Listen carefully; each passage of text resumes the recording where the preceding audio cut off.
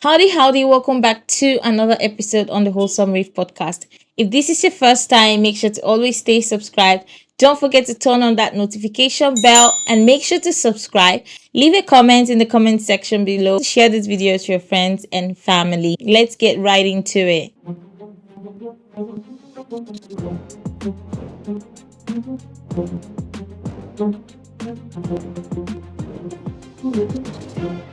Today's topic is a very sensitive one.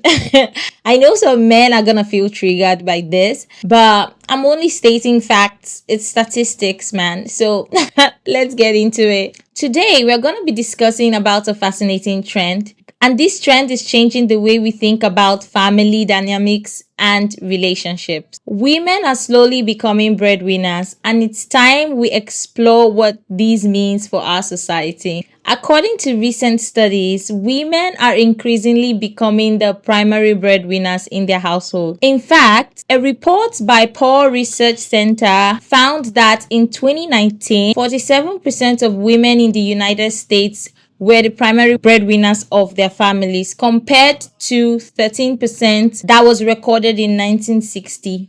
You see, that's a big jump from 16% to 37%. Well, we need to look at what's driving this shift. Women are pursuing higher educations and careers in greater numbers. Additionally, the rise of the gig economy and remote jobs has created a more flexible job opportunity for women. And we also need to talk about influencing and how that has changed the whole narrative for women. Women are now more employed than ever before. There are so many women jumping on the influencing trend and making more money than a lot of men working normal jobs. There are also traditional expectations around gender roles, and these can create conflicts and tension within the family. There are expectations, especially from the women's family and especially from the parents, for their daughters to marry someone who is financially better off than them. And if she does marry someone who has a lower financial earning, there is a whole reversal tension that comes along with that, especially if it's her first time experiencing this. The shift in financial dynamics can put pressure on the relationship, particularly if partners are not understanding. What can we do to break these stereotypes and empower women to become breadwinners? First, we need to challenge our own biases and assumptions. Secondly, we need to support and uplift women in our lives and in the society. And thirdly, we need to celebrate women's achievements and successes. Also, for the men's feelings about being in a relationship where the woman is a breadwinner can vary depending on the man. Some men feel proud about their partner's accomplishments and they also admire their strength and independence, while there are also some men who value equal partnership and shared responsibility that comes with a woman being the breadwinner. There are also some men who feel emasculated and threatened by their partner's higher income. This can lead to ego and pride issues stirring up in the relationship. We also need to talk about the 50-50 men's trend that's been going on. A lot of men are now opting for the 50-50, for women splitting the bill half and half. That is a trend we see these days. Surprisingly enough, there are also women who are very complacent with this trend, especially if the woman is the breadwinner of the family. This is also possible if the both partners have a mutual understanding on how the finances or money should be spent. Some men are also quite comfortable with having the women who earn much higher than them take care of bills. I understand if this can cause tension, but I do feel like the way things are going in this economy, things are now shifting. There is now more balance or equal earnings between both partners, especially for the influencer wives or moms these days. Lots of influencers earn a lot of money from influencing. Forbes recently released a list of their creators, top earning creators. Although women are not more on that list, but we can see that women are earning a whole lot of money. I'm talking in millions. So that is a crazy effect that social media trend has been taking on. It's been flipping the whole narrative of the status in financial income or earnings. So this is something that we should recognize as a social conditioning flip that we are really experiencing now. We used to think that the men should be the providers in the home. You can also see that that dynamics is very shaky, and it's also becoming harder as the day goes by for women who are earning a lot more to find partners on the same level as them, or find men who are willing to compromise a lot just to be with such kinds of women. This brings me to talk about male egos and insecurities. I believe a man who is insecure about his position in a family should not be capable of having or handling a family. A man needs to be secure in his own finances. He needs to be secure in his ability to take care of the family, even though the woman is earning more. For this to be possible, I do believe communication, the right and proper communication, needs to be established between both couples or both partners. And women listening to this is not going to be a bad thing for us. This is only going to get better with time. Women are also going to find their stance.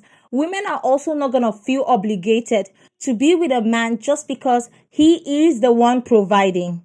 You see what I'm saying? Now, with this flip or switch happening, women have more rights, more privileges.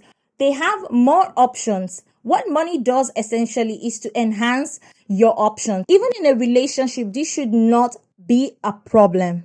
Okay? So if you're a woman who's earning a lot of money and you're with a man who doesn't appreciate that you're earning these kinds of money, he doesn't support your career choices, he doesn't encourage you in the right direction, then you don't need to be with such kind of man. Let me just break it to you. You're with a man who is insecure, a man who is not going to let you grow. You're with a man who is like a baby.